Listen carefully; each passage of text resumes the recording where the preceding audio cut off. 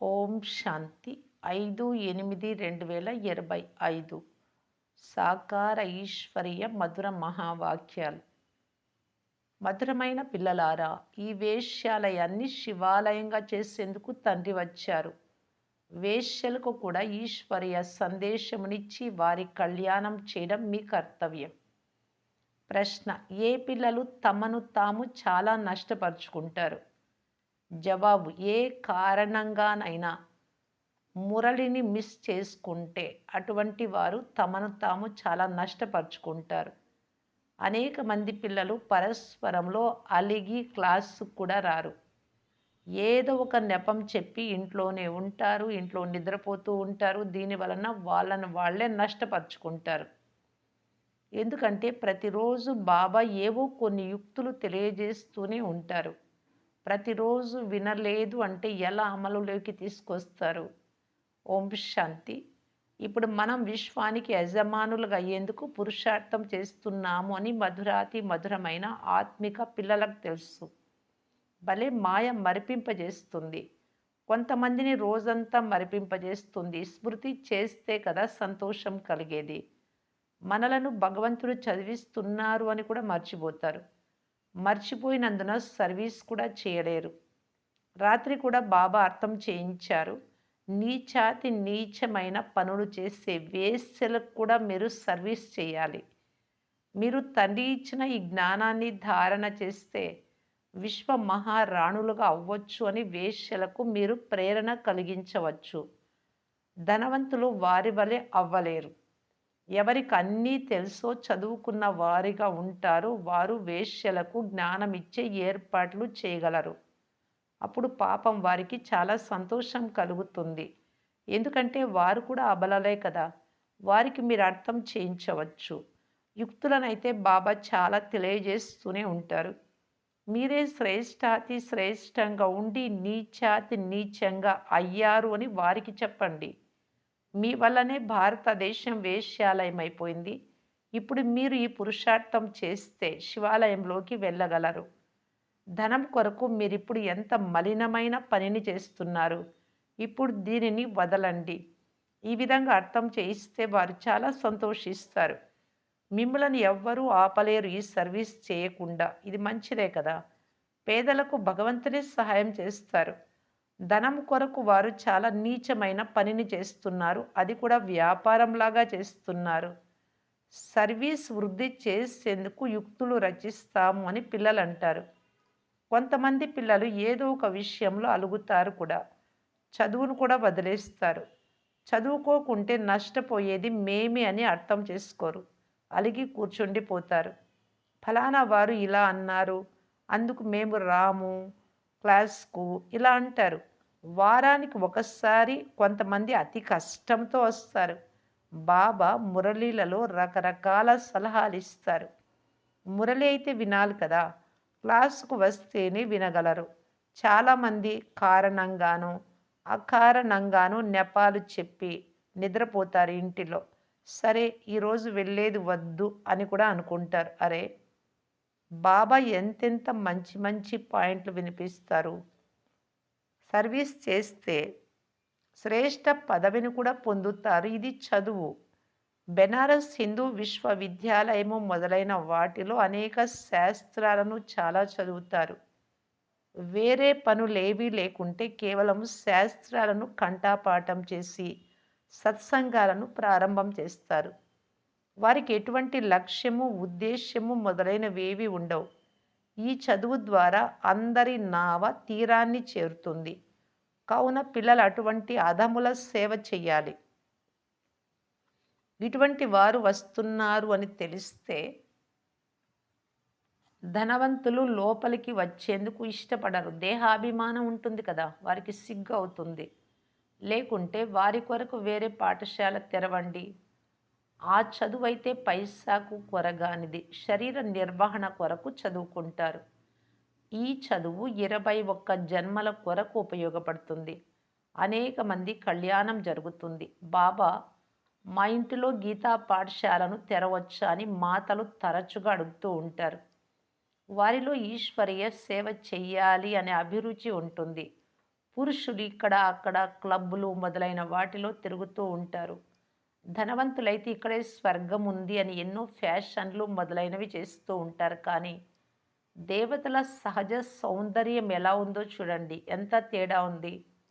ఇక్కడ నిజం తెలిపిస్తారు కనుక చాలా కొద్ది మంది మాత్రమే వస్తారు. అది కూడా పేదవారే వస్తారు. వెంటనే ఆ వైపుకు వెళ్ళిపోతారు.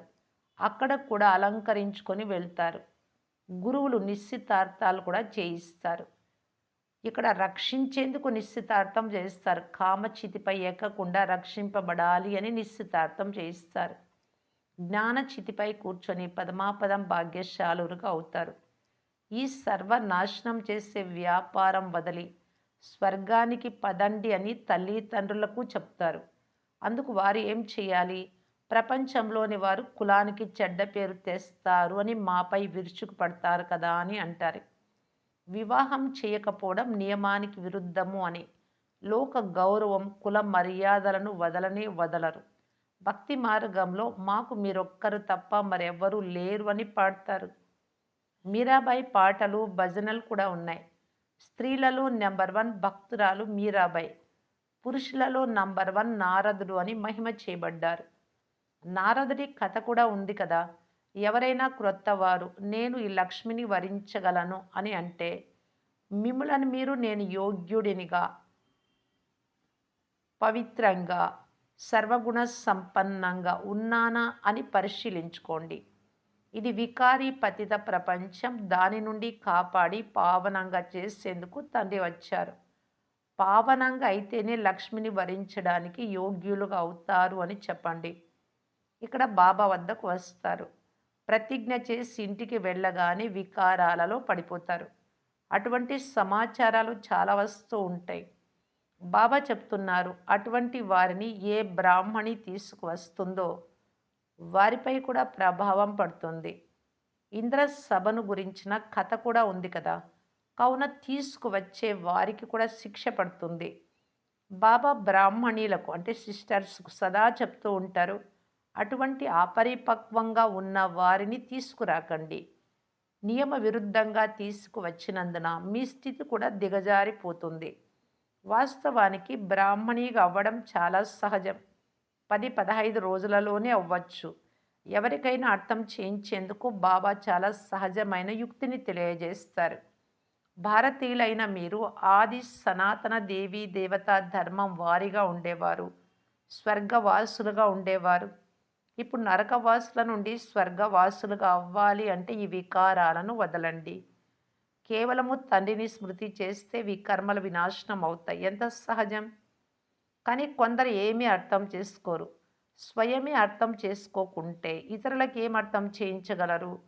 వానప్రస్థ స్థితిలో కూడా వృద్ధులకు కూడా మోహపాశం లాగుతూ ఉంటుంది.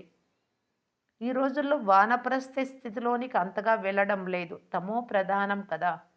ఇక్కడే గృహస్థంలోనే చిక్కుకొని ఉన్నారు. మొదట వానప్రస్థుల కొరకు పెద్ద పెద్ద ఆశ్రమాలు ఉండేవి. ఈ రోజులలో అన్నీ లేవు. 80, 90 సంవత్సరములైనా ఇల్లు వాకిళ్ళను అంటిపెట్టుకొనే ఉంటారు. శబ్దం నుండి దూరంగా వెళ్ళాలి అని అనుకోరు. ఇప్పుడు ఈశ్వర చింతన చెయ్యాలి అని అనుకోరు. భగవంతుడు ఎవరో అందరికీ తెలియదు. సర్వవ్యాపి అనేస్తే ఎవరిని స్మృతి చెయ్యాలి? మేము పూజారులుగా అయ్యామని కూడా అర్థం చేసుకోరు. తండ్రి మిమ్మలను పూజారుల నుండి పూజ్యులుగా 21 జన్మల కొరకు తయారు చేస్తున్నారు. దీని కొరకు పురుషార్థం చేయాలి. ఈ పాత ప్రపంచం సమాప్తం అవ్వనున్నది అని బాబా అర్థం చేయించారు. ఇప్పుడు ఇక ఇంటికి వెళ్ళాలి అనే చింత ఉండాలి. అక్కడ వికారీ విషయాలే ఉండవు. తండ్రి వచ్చి ఆ పవిత్ర ప్రపంచం కొరకు ఏర్పాట్లు చేయిస్తున్నారు. సర్వీస్ యోగ్యులైన అపురూపమైన పిల్లలను కళ్ళపై కూర్చోబెట్టుకొని తీసుకెళ్తారు. కావున అధములను ఉద్ధరించటానికి ధైర్యం ఉండాలి. ఆ ప్రభుత్వంలో పెద్ద పెద్ద గ్రూపులు ఉంటాయి. విద్యావంతుల ఎంత టిప్ టాప్గా ఉంటారు. ఇక్కడ అనేక మంది పేదవారు, సాధారణమైన వారు ఉన్నారు. వీరిని తండ్రి కూర్చొని ఎంత శ్రేష్టంగా తయారు చేస్తూ ఉన్నారు. నడవడికలు కూడా చాలా శ్రేష్టంగా ఉండాలి. భగవంతుడు చదివిస్తూ ఉన్నారు. ఆ చదువులో ఏదైనా పెద్ద పరీక్షలు ఐఏఎస్ ఇలాంటివి పాస్ అయితే వారు ఎంత టిప్ టాప్‌గా ఉంటారు. ఇక్కడ తండ్రి పేదల పెన్నిదిగా ఉన్నారు. పేదవారి ఏదో కొంతైనా బాబా కొరకని పంపుతూ ఉంటారు డబ్బులు. 1, రూ. 2 మనీ ఆర్డర్ అయినా పంపుతూ ఉంటారు. తండ్రి చెప్తున్నారు, "మీరు మహాన్ భాగ్యశాలురు. ప్రతిఫలంగా మీకు చాలా లభిస్తుంది." ఇదేమీ నూతన విషయం కాదు. సాక్షిగా ఉండి డ్రామాను చూస్తారు. తండ్రి చెప్తున్నారు, "పిల్లలారా బాగా చదువుకోండి. ఇది ఈశ్వరీయ యజ్ఞం. ఏం కావాలో తీసుకోండి కానీ ఇక్కడే తీసుకుంటే అక్కడ తక్కువైపోతుంది. స్వర్గంలో అయితే అన్నీ లభిస్తాయి." బాబాకు సర్వీస్‌లో చాలా చురుకైన, తెలివైన పిల్లలు కావాలి. సుదేష్ లాంటి, మోహిని లాంటి సర్వీస్ చెయ్యాలి అని ఉమంగం కలిగిన పిల్లలు కావాలి. మీ పేరు చాలా ప్రసిద్ధమైపోతుంది. తర్వాత మిమ్మల్ని చాలా గౌరవిస్తారు. బాబా అన్ని ఆదేశాలను ఇస్తూ ఉంటారు. బాబా ఇక్కడ పిల్లలకు చెప్తూ ఉంటారు, ఎంత సమయం దొరికితే అంత సమయము స్మృతిలో ఉండండి. పరీక్ష రోజులు సమీపించగానే ఏకాంతంలోకి వెళ్ళి చదువుకుంటారు కదా! ప్రైవేటు టీచర్‌ను కూడా పెట్టుకుంటారు. మన వద్ద టీచర్లు చాలామంది ఉన్నారు. కేవలము చదివే అభిరుచి ఉండాలి. తండ్రి చాలా సహజంగా అర్థం చేయిస్తారు. కేవలం స్వయాన్ని, ఆత్మ అని నిశ్చయం చేసుకోండి. ఈ శరీరం అయితే వినాశి, ఆత్మలైన మీరు అవినాశి. ఈ జ్ఞానం ఒక్కసారి మాత్రమే లభిస్తుంది. సత్యుగం నుండి కలియుగం చివరి వరకు ఈ జ్ఞానం ఎవ్వరికీ దొరకనే దొరకదు. మీకు మాత్రమే లభిస్తుంది. మేము ఆత్మలు అని బాగా నిశ్చయం చేసుకోండి. తండ్రి ద్వారా మనకు వారసత్వం లభిస్తుంది. తండ్రి స్మృతి ద్వారానే వికర్మలు వినాశనం అవుతాయి. ఇది లోపల మెదులుతూ ఉన్నా చాలు. దీని వలన చాలా కళ్యాణం జరుగుతుంది. కానీ చార్ట్ వ్రాయనే వ్రాయరు. కొద్ది రోజులు వ్రాస్తూ వ్రాస్తూ అలసిపోతారు. బాబా చాలా సహజం చేసి అర్థం చేయిస్తారు. ఆత్మలైన మీరు సతో ప్రధానంగా ఉండేవారు. ఇప్పుడు తమో ప్రధానంగా అయిపోయారు. తండ్రి చెప్తున్నారు, నన్ను స్మృతి చేస్తే సతో ప్రధానంగా అవుతారు. ఎంత సహజమైనా మళ్ళీ మర్చిపోతూ ఉంటారు. ఎంత సమయం కూర్చుంటారు, స్వయాన్ని ఆత్మ అని భావించండి. నేను ఆత్మను, బాబా బిడ్డను, తండ్రిని స్మృతి చేస్తే స్వర్గ చక్రవర్తి పదవి లభిస్తుంది. తండ్రిని స్మృతి చేస్తే అర్ధకల్పంలోని పాపాలు భస్మం అయిపోతాయి. ఎంత సహజమైన యుక్తులు తండ్రి తెలియజేస్తారు. పిల్లలంతా వింటున్నారు. స్వయంగా ఈ బాబా కూడా అభ్యసిస్తారు, బ్రహ్మ బాబా. కనుకనే నేర్పిస్తారు కదా! నేను బాబా రథమును, బాబా నాకు తినిపిస్తారు. ఇలా బ్రహ్మ బాబా భావించినట్టు పిల్లలైన మీరు కూడా అలాగే భావించండి. శివ్ బాబాను స్మృతి చేస్తూ ఉంటే ఎంతో లాభం చేకూరుతుంది అనేది మర్చిపోతారు. చాలా సహజం. వ్యాపారంలో గిరాకీలు రాలేదు అంటే స్మృతిలో కూర్చోండి. నేను ఆత్మను, బాబాను స్మృతి చేయాలి. అనారోగ్య సమయంలో కూడా స్మృతి చేయవచ్చు. బంధనంలో ఉన్నవారు కూడా ఇంట్లో కూర్చొని స్మృతి చేస్తూ ఉంటే 10, 20 సంవత్సరాల నుండి జ్ఞానంలో ఉండే వారికంటే శ్రేష్టమైన పదవిని పొందగలరు. మంచిది. మధురాతి మధురమైన అపురూపమైన పిల్లలకు మాతాపిత బాప్ దాదాల ప్రియ స్మృతులు మరియు గుడ్ మార్నింగ్. ఆత్మిక పిల్లలకు ఆత్మిక తండ్రి నమస్తే. ధారణ కొరకు ముఖ్య సారం. ఫస్ట్ పాయింట్, సర్వీస్లో చాలా చురుకుగా తెలివైన వారిగా ఉండాలి. ఎంత సమయం లభిస్తుందో అంత సమయం ఏకాంతంలో కూర్చొని తండ్రిని స్మృతి చెయ్యాలి. చదువుపై అభిరుచిని ఉంచుకోవాలి. చదువుపై అలగరాదు. సెకండ్ పాయింట్, మీ నడవడికలను చాలా శ్రేష్టంగా ఉంచుకోవాలి. చాలు, ఇక ఇంటికి వెళ్ళాలి. పాత ప్రపంచం సమాప్తం కాబోతోంది కనుక మోహపాశాలను తెంచివేయాలి అనేది మీ మనస్సులో ఉండవాలి. మీ మనసులో ఉంచుకోవాలి కదా! వానప్రస్థ అవస్థ అనగా శబ్దం నుండి దూరంగా ఉండడంలో అభ్యాసం చేయాలి. అదములను కూడా ఉద్ధరించే సేవ చేయాలి. వరదానం, శ్రేష్ట వృత్తి ద్వారా వృత్తులను పరివర్తన చేసే సదా సిద్ధి స్వరూప భవ. సిద్ధి స్వరూపంగా అయ్యేందుకు వృత్తి ద్వారా వృత్తులను, సంకల్పము ద్వారా సంకల్పాలను పరివర్తన చేసే కార్యాన్ని చేయండి. అందుకు రీసెర్చ్ చేయండి. ఎప్పుడైతే ఈ సేవలో బిజీగా అవుతారో అప్పుడు ఈ సూక్ష్మ సేవ స్వతహాగా చాలా బలహీనతలను దూరం చేసేస్తుంది. ఇప్పుడు ఇందుకు ప్లాన్ తయారు చేస్తే జిజ్ఞాసులు కూడా బాగా పెరుగుతారు. ఆదాయం కూడా చాలా పెరుగుతుంది. ఇల్లు కూడా లభిస్తుంది. అన్ని సిద్ధులు సహజమైపోతాయి. ఈ విధియే సిద్ధి స్వరూపంగా చేసేస్తుంది. ఏది? వృత్తిని మార్చడం, మన వృత్తి ద్వారా, సంకల్పం ద్వారా సంకల్పాలను మార్చే కార్యం. స్లోగన్: సమయాన్ని సఫలమనగా సద్వినియోగం చేస్తూ ఉంటే సమయం యొక్క మోసం నుండి రక్షింపబడతారు. అవ్యక్త సూచన: సహజ యోగులుగా అవ్వాలి అంటే పరమాత్మ ప్రేమ యొక్క అనుభవీలుగా కావటానికి పరమాత్మనే తెలియజేస్తూ ఉన్నారు. తండ్రికి పిల్లలపై ఎంత ప్రేమ ఉంది అంటే వారు ప్రతిరోజు ఆ ప్రేమ కారణంగా ఇంత పెద్ద లెటర్ రాస్తారు. ప్రియమైన స్మృతులు ఇస్తారు. అంతేకాక సాథిగా సదా తోడు నిభాయిస్తారు కనుక ఈ ప్రేమలో మీలోని అన్ని బలహీనతలను బలి ఇచ్చేయండి. పరమాత్మ ప్రేమలో ఎంతగా ఇమిడి ఉండాలి అంటే ఎప్పుడు హద్దు ప్రభావం తన వైపు ఆకర్షించరాదు. వాటి వైపు మనసు వెళ్తూ ఉంది అంటే ఆకర్షణ అని. సదా బేహద్దు ప్రాప్తులలో నిమగ్నమై ఉండండి. తద్వారా ఆత్మిక సుగంధం వాతావరణంలో వ్యాపించాలి. విశేష సూచన: బాబా శ్రీమత అనుసారము మురళి కేవలం బాబా పిల్లలకు మాత్రమే.